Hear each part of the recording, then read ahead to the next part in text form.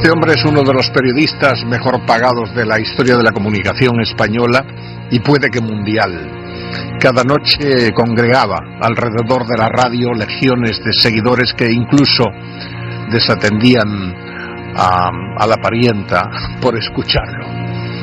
Era el terror de los estómagos agradecidos, los lametraserillos y abrazafarolas. Su cruzada contra lo que consideraba injusto lo llevó a enfrentarse con el poder y a ser quemada su efigie en el Bernabéu. Un día se marchó de la radio sin decir adiós. Es José María García, Super García, el rey de la noche durante muchos años. Buenas noches. Buenas noches. ¿Por qué después de 35 años, 35 años en la radio, un día dijiste adiós y no te despediste de los oyentes? Ese día, que nunca se me olvidará, fue el 7 de abril de 2002. Decir en ese momento por qué me iba era hacerle un daño irreparable al Partido Popular, al PP, y un beneficio que no merecía al PSOE. Por eso decidí guardar silencio. Y decidí guardar silencio hasta hoy. ¿Y por qué hoy rompes ese silencio? Rompo ese silencio, por un lado, ya sabes que el halago debilita, y además en mi vida ni he halagado gratuitamente ni he hecho la pelota absolutamente a nadie. Por un lado, por la admiración ya desde hace muchísimos años que siento por ti, y por otro lado porque este espacio es una pequeña isla que por el momento creo que está a flote de tanta, con perdón, mierda y porquería como nos ofrece la caja tonta. Uh-huh. José María, tú has sido quizás el periodista que más ha cobrado en la historia de la comunicación, no sé si española o mundial. Te corrijo y con perdón. Porque esta fue no una discusión, una conversación que tuve con el presidente del gobierno. Ese día era precisamente en casa de Juan Abelló, era el cumpleaños de Juan Abelló, y sin venir a cuento, estábamos en una parte, el presidente José María Aznar y yo, me dice: ¿tú ganas más que Zidane? Y le digo: estás equivocado, presidente. Yo produzco más que Zidane. Mis sueldos, mis contratos, que efectivamente han sido altísimos y posiblemente récords, nunca me he preocupado, siempre han guardado directa relación con lo que yo he ingresado en las empresas. Sí, de cualquier forma, en fin, hablar de 1.500 millones anuales y tal, eso no creo que hayan cobrado muchos periodistas, ¿no? Yo ganaba 1.500 millones anuales en la cadena COPE, uh-huh.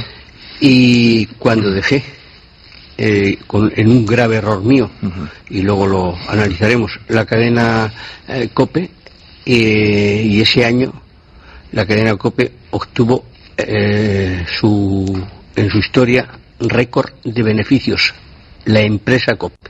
¿Cómo se quedaron los curas después de aportar tantos beneficios a la COPE cuando te marchaste, los obispos? Más que... mira, la conferencia episcopal es rarísima. Es decir, partiendo de la base que si el cura es raro, el obispo es muy raro y el cardenal es rarísimo. Del Papa no hablo porque no lo conozco. Pero yo creo que no les preocupó, que la menor preocupación era la económica. La conferencia episcopal no le preocupa el dinero de la COPE, solo le preocupa que no le cueste. Cuando yo en el año 92, cuando se produce la invasión de Antena 3 por el imperio del monopolio, con la aquiescencia y la colaboración total y absoluta del partido en el gobierno, que era el Partido Socialista Obrero Español, que es quien ayuda a hacer la trampa para que Antena 3 cambie de manos, yo tenía ya absolutamente realizado mi acuerdo. Yo no quería seguir, yo no quería trabajar, yo quiero ser un hombre libre y yo no quiero trabajar donde tocan una campanita y maricón el último. Perdón, José María. ¿A ti te encargaron montar por la derecha un imperio como el de Prisa? No, a mí no me encargó absolutamente nadie. Yo lo que pasa es que primero tuve un durísimo enfrentamiento con el Partido Popular, porque cuando el Partido Popular llega al poder, a los 20 o 30 días de estar en el poder, me llama Miguel Ángel Rodríguez, que era secretario de Estado para la Comunicación, y me dice en Moncloa que no podemos seguir contando con Antonio Herrero. Digo, ¿cómo? Que no. Digo, pero si no hay un periodista en este país que haya ayudado más al PP que a Antonio Herrero, solo denunciando todo lo que ha denunciado. No, es que ahora nos está dando, digo, claro, porque lo único que tiene un periodista es su libertad, su crédito, es su pasaporte, y lo que hacéis mal, pues no puede seguir. Digo, pues átate bien los machos si tocas a Antonio Herrero, porque si tocas a Antonio Herrero nos vas a tocar a todos nosotros. Pasa posteriormente el tiempo y fíjate lo que son las cosas. Eso lo descubre y lo cuenta muy bien Federico Jiménez Los Santos en su libro. Un viernes noche, José María Aznar, presidente del gobierno, invita a cenar a Luis Herrero y a Federico Jiménez Los Santos y les pide, y también les dice lo mismo, que no se puede seguir contando con Antonio Herrero. Ese sábado Antonio Herrero muere ahogado en Marbella. A mí me lo cuenta Luis, no se atrevía. A mí me lo cuenta Luis el sábado y yo me indigno. Y entonces hacemos un programa especial el lunes por la mañana, donde yo, que soy muy pasional, cometí muchos excesos. Le dije auténticas barbaridades al presidente del gobierno, porque además yo pensé, si el viernes pide su cabeza y el sábado se muere, lo menos que puede hacer, aunque sea un presidente del gobierno, es estar aquí. Y no estuvo. ¿Pero Aznar se metía en los medios de comunicación? En la COPE no se metía, o quiero decir, no se metía. Lo que sí, supongo que se metería, o si se metía no lo sabíamos. A mí no me llegó ninguna orden de Aznar, y por supuesto que a Antonio no le llegó ninguna orden de Aznar, ni a Luis, porque no las iban a afectar. Pero lo que yo sí me di cuenta es que en la situación que estamos, tú tienes que tener una multimedia. Se vive de la publicidad. La publicidad es una tarta, pero una tarta limitada que cada vez está teniendo más comensales, y que la COPE estaba absolutamente sola. Yo era consejero de la COPE porque Antonio Herrero se había empeñado, no se fiaba de los curas y dice, tenemos que tener un 5%, y Antonio tenía un 2%, yo un 2% y Luis un 1%, y yo era el representante en el Consejo de Administración. Yo había acuñado aquella famosa frase: en aquella parte del río está el imperio del monopolio, que era el grupo Prisa-PSOE, y en esta parte estamos los demás, el ejército de Pancho Villa, porque el mundo va por su lado, Antena 3 va por el suyo, la COPE por el suyo, ABC por el suyo. Pero resulta que en un consejo de administración, que es lo que me da la clave para todo lo que viene después, en un consejo de administración estaban presentes don Nemesio Fernández Cuesta, como representante de Prensa Española, que tenía el 5% de la COPE, y don Alejandro Echevarría Alechu, que tenía el 5% del grupo Correo, que todavía no había comprado Prensa Española. Y yo les digo, me levanto, los consejos de la COPE son para grabarlos. Hay curitas, vicarios, por ejemplo, que vienen de Burgos en el autobús de línea para cobrar su asistencia al Congreso. Y entonces le digo a Nemesio, mira Nemesio, a mí el diario ABC, su director era Paco Jiménez Alemán, me trata bien, pero me sorprende que teniendo el 5% de esta casa, vosotros ignoréis excesivamente o no le prestéis la atención debida a Luis Herrero y a Federico Jiménez Los Santos. Y Nemesio Fernández Cuesta, con una gran valentía, se levanta y dice, no, José María tiene mucha generosidad. Yo personalmente he dado la orden a mi director que ni Federico ni Luis existen.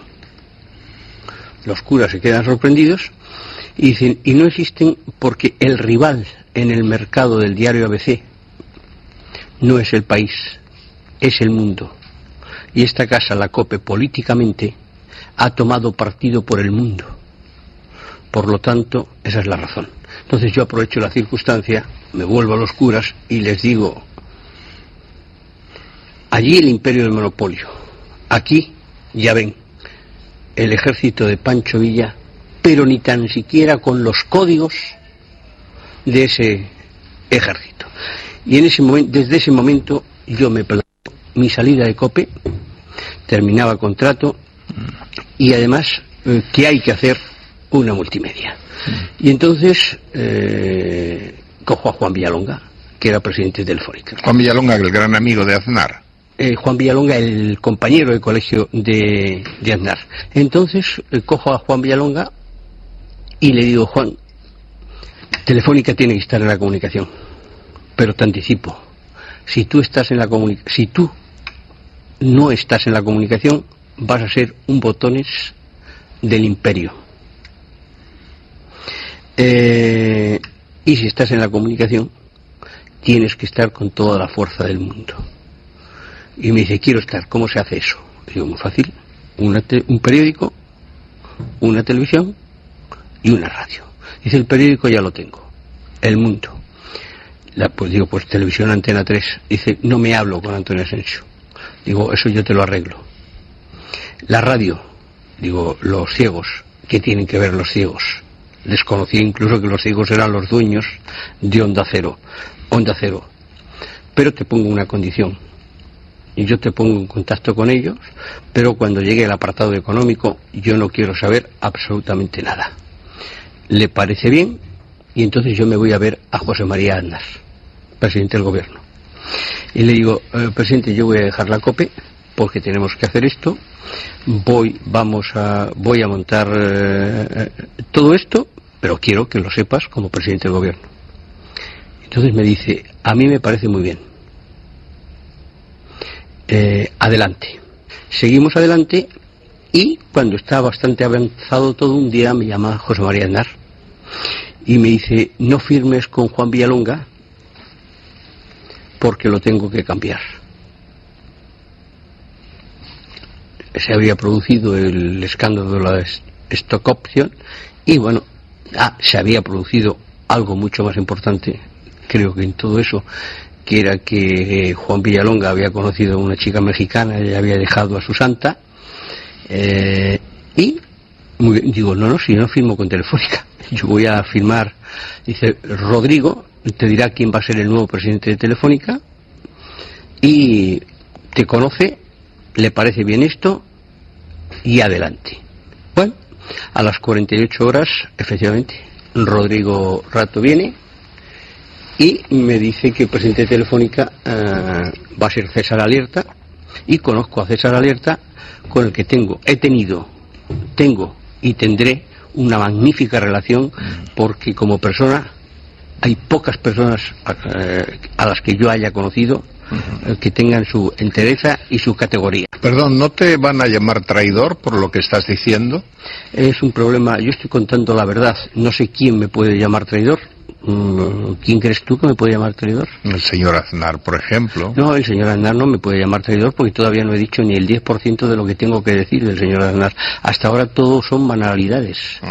¿Qué tendrías que decir del señor Aznar? Pues te tendría que decir que el señor Aznar es el culpable directo y responsable, si no único máximo, de todo ese invento que hicimos se haya venido absolutamente abajo. Los políticos, yo creo que sean del signo que sean, no quieren periodistas. Los políticos quieren aduladores. Los políticos quieren taquígrafos, amanuenses. Pringaos. Y el señor Aznar, y claro, quieren pringados porque como la lucha de intereses es tan grande y a los periodistas les pagan tan poco, pues y tienen que comer, ese es el problema. Y ahora estoy intentando defender a los periodistas. Y entonces, bueno, empezamos en Telefónica y empiezo a darme cuenta que aquello es un escándalo sin precedentes. Un escándalo. Descubro, por ejemplo, que hemos comprado el Mundial pagando un sobreprecio, que es el primer Mundial que no da Televisión Española, porque a Televisión Española le había prohibido la SEPI pagar 19.000 millones de pesetas por el Mundial. Nosotros a través de vía digital pagamos 24.000 millones y descubro que aquello es un escándalo sin precedentes. Por un lado, luego estaban colocando a políticos, hijos de ministros, hijos de gente inútil, gente incapaz, en algunos casos gente deshonesta, y era imposible. Un buen día voy a ver a José María Aznar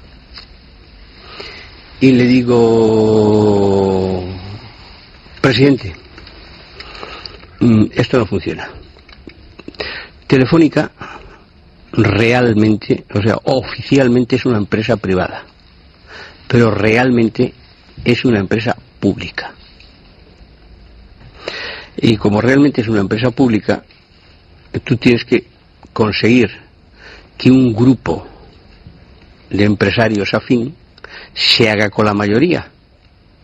Porque si un día, en un futuro inmediato, pierdes las elecciones, te vas a quedar absolutamente solo.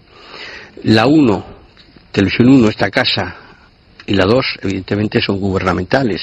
Desgraciadamente, el PP, ya con UCD, con Franco y con San Pedro. Bueno, ahora ya sabes que hay un presidente nombrado, en fin, por todos los partidos desde el Parlamento, ¿no? Yo admiro nuevo... No puedo admirar a Luis Fernández porque no lo conozco lo suficiente, y lo que conozco de él no me ha convencido porque ha estado muy escorado hacia el imperio.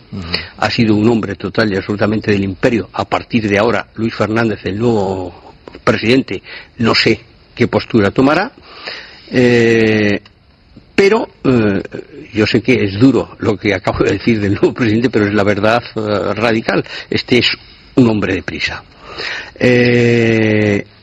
Bien, es cierto que ha afectado... Estuvo trabajando en Prisa, ¿no? Estuvo trabajando en Prisa.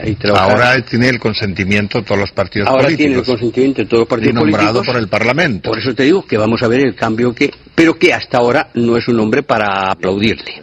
Una prueba de libertad es que esto salga, lo que estoy diciendo, pero no mezclemos temas. Volvamos a lo que iba. Llegamos y llegó al presidente. Digo, tienes que buscar un grupo afín porque te vas a quedar más solo que la 1. La 1 y la 2 gubernamentales le darán, si llega el PSOE, lo primero que va a hacerle es darle una televisión en abierto al imperio, y luego la 3 y la 5 con 2 italianos profesionales de ganar dinero se van a dedicar a esto. Así que si pierdes, imagínate. Y me frena en seco el presidente y me dice: tocayo, analiza esto. Tocayo, yo nunca he perdido un partido. Me quedo mirando, sorprendido, y le digo: te has vuelto loco. Te has vuelto loco. y me marcho. Y no he vuelto a tener ningún contacto con él hasta hace 2 meses, porque cuando estuve enfermo me llamó 12 o 13 veces desde fuera. Yo creo que tenía que agradecérselo. Fui a Faes para agradecérselo personalmente. Me equivoqué. Y digo que me equivoqué porque me encontré a un hombre, es mi impresión, puedo estar equivocado, pero me encontré a un hombre lleno de rencor, me encontré a un hombre lleno de revancha. No era aquel hombre lúcido y fresco que llegó a Madrid para hacerse cargo del PP. Rencor, revancha y sin admitir la derrota. Pero no es eso lo peor. Lo peor es que sigue mandando, pero que es el único que manda. Ese es el problema. Mariano Rajoy es un grandísimo amigo mío. Yo he ganado una apuesta. Yo, adelantándome a los acontecimientos, dije que Mariano Rajoy iba a ser el sucesor. Y se lo dije a él, digo, si vas a ser el sucesor, y dice, ¿por qué? Digo, muy fácil. Tú tienes una cosa fenomenal y una cosa malísima. Pero eso equilibra tanto la balanza que vas a ser el sucesor. Lo bueno, que pasas por los sitios y no manchas. Y lo malo, que pasas por los sitios y no limpias. Y entonces, Aznar, que quería seguir mandando, ese era... Pero yo perdón, el señor Rajoy colaboró con usted, sí. Era un especialista en ciclismo, ¿no? Cuando me llamas de usted me impresiona. Bueno, contigo. Después de tantos años. Sí, era un especialista, un consumado especialista en ciclismo, una auténtica maravilla, y es mi amigo. Yo espero que no se enfade mucho con esto, pero yo le he hecho a Mariano Rajoy, y tengo el derecho de decir estas cosas del PP, porque yo he hecho al PP unos favores absolutamente impagables. A mí un día a las 5 de la tarde, Mariano Rajoy, vicepresidente del gobierno, me localiza. ¿Dónde estás? En la radio. Estaba en COPE. Necesito verte urgentemente. ¿Qué pasa? Se está hundiendo el mundo. Necesito verte. Y quedamos en el Hotel Ritz. Y digo, ¿qué pasa? Dice, tenemos que localizar, todavía era presidente de Telefónica Juan Villalonga, tenemos que localizar urgentemente a Villalonga. Digo, ¿qué ha pasado? Dice que ha cesado a Ernesto Sáenz de Buruaga, que era el director de los servicios informativos de Antena 3 Televisión. Lo cesó Villalonga a Ernesto Sáenz de Buruaga, sin consultar con Aznar. A eso voy. Que ha cesado Ernesto Sáenz de Buruaga, que ha cesado Juan Villalonga, Ernesto Sáenz de Buruaga, y el presidente lo entiende como una afrenta personal. Y digo, pero vamos a ver, Mariano. Primero, el vicepresidente del gobierno tiene que llamar, aunque sea su amigo, a un periodista para esto. Yo te lo hago encantado, porque eres mi amigo y porque eres buena gente. Segundo, es tan importante Ernesto Sáenz de Buruaga, que ya sabes que los presentadores de telediarios, que no se molestan conmigo, pero a los presentadores de telediarios, pues gente que más o menos llegan allí, les embadurnan un poquito la cara y leen lo que les más o menos han escrito o lo que han escrito ellos. O sea, a mí estaría encantado con ver un telediario tipo americano, un telediario donde el presentador se moje. Bueno, y le digo, ¿y qué quieres que haga? Pues que hables con Juan Villalonga. Localizo a Juan Villalonga, que está en Los Ángeles, y le digo, oye Juan, estoy con Mariano Rajoy, vicepresidente del gobierno, que dice que vas a cesar a Ernesto Sáenz de Buruaga. Dice, no lo voy a cesar, ya lo he cesado. Lo he cesado por desleal, y me dice 3 epítetos que no es necesario, pero gravísimos. Digo, bueno, pues espérate que te paso al vicepresidente del gobierno. Hablan, un cuarto de hora, me pasa el teléfono y dice, bueno, encárgate tú de decirle al presidente que lo dejo, pero lo dejo por él. Pero el sábado vente a mi despacho y te cuento quién es Ernesto Sáenz de Buruaga. El sábado viene de Los Ángeles, voy al despacho de Juan Villalonga, me dice, mira, este tipo no merece la pena. Piqué era ministro, yo creo que se llamaba de tecnología entonces o una cosa así, y había redactado un decreto que perjudicaba mucho a Telefónica. Entonces, como Juan Villalonga era como era, tenía un primer espada en la comunicación que se llamaba, en su gabinete, Manolo García Durán. Y Juan Villalonga llama a Manolo García Durán y le dice: llama a Ernesto Sáez de Uruaga, Antena 3 ya era de Telefónica, y dile que empiece el telediario matando a Piqué. Anda. Entonces, claro, si tú eres periodista y tú recibes eso, o sea, a ti te pueden decir, te ha podido llamar Luis Pérez o Pepito Palote y decir, mata a García hoy. Y entonces tú puedes decir sí o no. Si dices sí, pues eres un mierda, pero bueno, allá con tu conciencia. Y si dices no, tienes que cumplir tu palabra de hombre. Y entonces Ernesto Sáez de Uruaga, por lo que yo, la versión que tengo, naturalmente, es la versión de Juan Villalonga, no la de Ernesto. Me dice versión de Juan Villalonga corroborada por Manolo García Durán. Y es el que al final me cuenta todos los detalles, Manolo García Durán. Y me dice,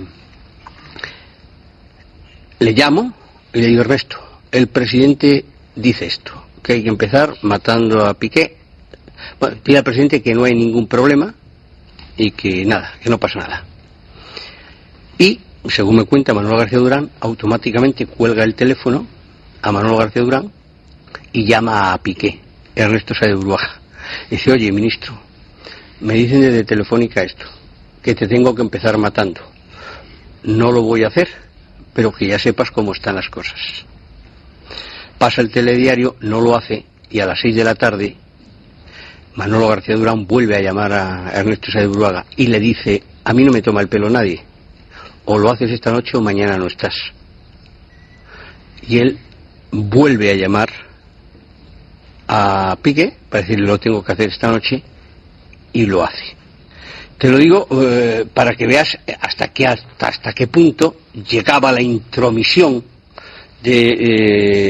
porque fíjate, luego Ernesto Sáez de Uruaga, de director de informativos, pasó a entrevistar a Aznar, la famosa entrevista, y luego pasó a ser consejero delegado cuando no sabía leer un balance. ¿Y esa guerra sigue? Pues esa guerra, en los medios de comunicación. Esa guerra ahora es muchísimo peor. De la conferencia episcopal, un tal Blázquez. Ese es el presidente de la conferencia episcopal. Viene 3 días a Madrid. No hay conferencia episcopal. Pero luego está la COPE. Yo siempre he dicho, el único sitio... Yo me he equivocado. Y cada uno tiene que ser responsable de su error. Yo me equivoqué marchándome de la COPE, creyendo que ayudaba a este país un poco. Pero yo soy siempre he sido lo mismo. Me puedo equivocar o equivocar. Yo me gané muchísimos enemigos cuando hace muchísimos años había una sola televisión, que era la mejor televisión de España, porque no había otra, que era esta. Yo en un programa de Mercedes Milá aparecí y sin venir a cuento dije sí a la OTAN. ¿Por qué? Porque el PSOE había dicho de entrada no, cuando la responsabilidad de gobierno la había llevado, es decir, buscando el interés nacional. Entonces, la conferencia episcopal, ¿qué permite? Permite una libertad que los profesionales convierten en libertinaje. Fíjate, guerra de Irak. La guerra de Irak, que es un error gravísimo de José María Aznar, porque José María Aznar, yo no digo que vaya o no vaya a la guerra, pero un tema de esa naturaleza lo tienes que llevar al Parlamento y que lo decidan, etcétera, etcétera. Pero claro, Aznar ahí se veía como Dios. Fíjate, yo tengo grabada en la retina, Aznar es un tío que no es un tío de la NBA, que mide, Aznar es un poquito más que yo, y Aznar, tú no sé si te acuerdas, una imagen de una foto bajando del helicóptero en Camp Davis, esperando al presidente americano y caminando como si fuera Dios. Otra famosa foto de Aznar, ¿te acuerdas? Con las cervezas y las Azores. Roma dice no a la guerra. La Conferencia Episcopal dice no a la guerra. El sínodo de los obispos, fíjate que es difícil ponerlos de acuerdo, incluido el catalán, dicen no a la guerra. Y los dos principales comentaristas de la COPE, Conferencia Episcopal, son los dos únicos que dicen sí a la guerra. Uno, Luis Herrero. Para mí es muy triste, pero porque se ha vendido al PP por un puesto en las europeas, y otro, Federico Jiménez Los Santos, porque cree en eso. Mira, Federico es un personaje, yo lo he oído el otro día contigo, Federico es un personaje curiosísimo. Punto uno, es presumiblemente, si no el más culto, entre los tres periodistas más cultos de este país. Es un hombre, hasta donde yo he conocido, que no ha dado un paso por una peseta, o sea, de un desinterés absolutamente económico. Pero, ¿qué le ha pasado? Con todo el respeto, porque yo a Federico le quiero, aunque podía querer más, pero le quiero. Le he perdido el respeto, le he perdido la admiración, pero le quiero. El cariño no. Le he perdido el respeto y le he perdido la admiración porque ha dejado de ser periodista. El periodista que no es plural, el periodista que no es neutral, no es periodista. Es otra cosa. Y entonces él ha dividido el mundo entre los buenos, la derecha, y los malos, la izquierda. Ha estado usted en la guerra durante mucho tiempo. Su mayor guerra, o una de sus grandes guerras, fue el Real Madrid. Su cabeza la han pedido desde todas partes. Uno de los que pidieron su cabeza, naturalmente, fue Florentino. ¿Quién más ha pedido su cabeza? Por supuesto, Pablito Pablete, ¿no? A mí no me preocupa quién te pide o deja de pedir la cabeza. A mí, por ejemplo, me preocupa actitudes mafiosas, como la de Florentino Pérez. Florentino Pérez y Jorge Valdano son los hombres que han destrozado a este Real Madrid. Este presidente actual, que tiene su parte de culpa, es mínima. Al Real Madrid lo destroza Florentino Pérez y José María Aznar. ¿Tú te sientes un hombre honrado? Yo creo que soy un hombre honrado, aunque la honradez es algo que no se puede medir. Incorruptible. La única persona que me intentó comprar, ¿quién? Es hace poco. Fue un curioso personaje, Manolo García Durán, aquel famoso de Telefónica.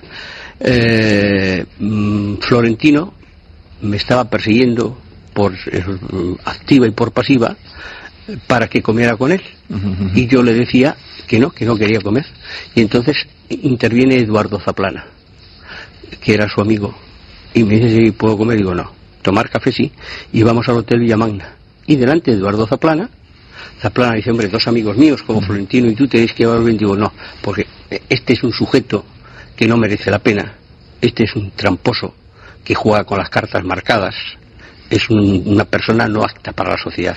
Cualquier ciudadano normal coge una botella y te da con ella en la cabeza. Florentino se lo tragó todo. Y a los 3 días me llama y me dice, era el día de, me parece, Nochebuena, si podemos cenar. Y yo me ablandé un poco, dije que sí. Y fuimos a Zalacaín a cenar, y se invitó también Manolo García Durán. Y Manolo García Durán, que era el que estaba en Telefónica antes, se sienta y me dice, quiero que sepas que yo antes trabajaba gratis para Florentino, ahora cobro. Digo, bueno, a mí me parece muy bien. Entonces empezamos a hablar de las torres, empiezo a rebatir por qué, empezamos a hablar del contrato de Figo, cómo el Real Madrid le quita a Figo al Barcelona a través de un escándalo de Caja Madrid y de un tipo impresentable como es su presidente Miguel Blesa. Pero el contrato de Figo lo avala Florentino Pérez, el de Figo y el de Zidane, ¿no? Con su dinero, ¿no? Florentino Pérez con su dinero no avala absolutamente nada. El contrato de Figo lo avala Caja Madrid, creando una empresa fantasma con un capital social de 500.000 pesetas para dar al día siguiente 12.000 millones. Es decir, eso con la presidencia de un impresentable Miguel Blesa, que había recibido las instituciones pertinentes. Y entonces, bueno, voy atajando todo esto, y en un momento determinado Miguel García Durán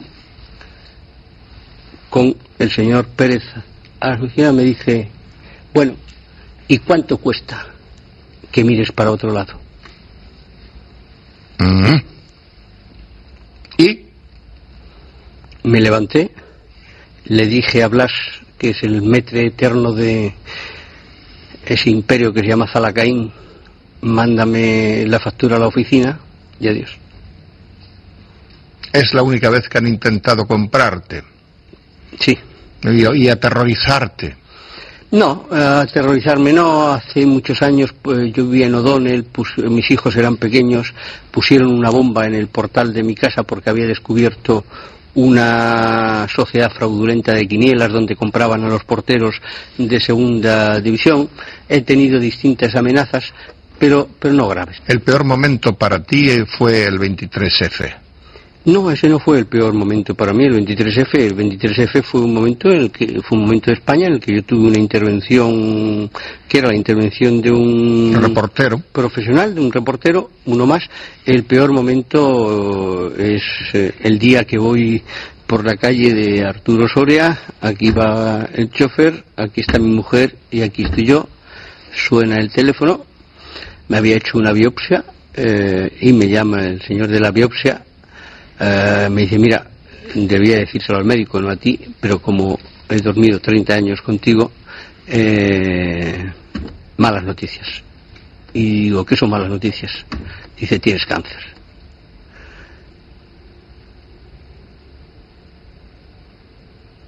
Te quedas así. Coge el teléfono de mi mujer, ella se pone a llorar, y tardo unos segundos en reaccionar y digo, hay que empezar a luchar.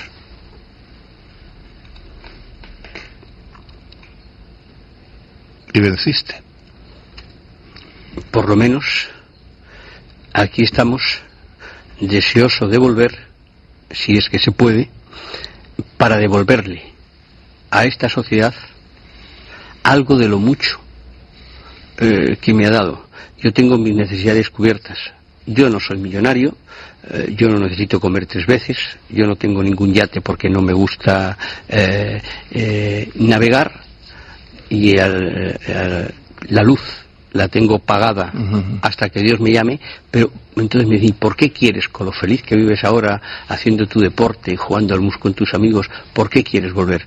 Porque quiero devolverle un poco a la sociedad lo mucho que me ha dado y quiero traer, por lo menos, voy a ver si lo consigo, un programa plural.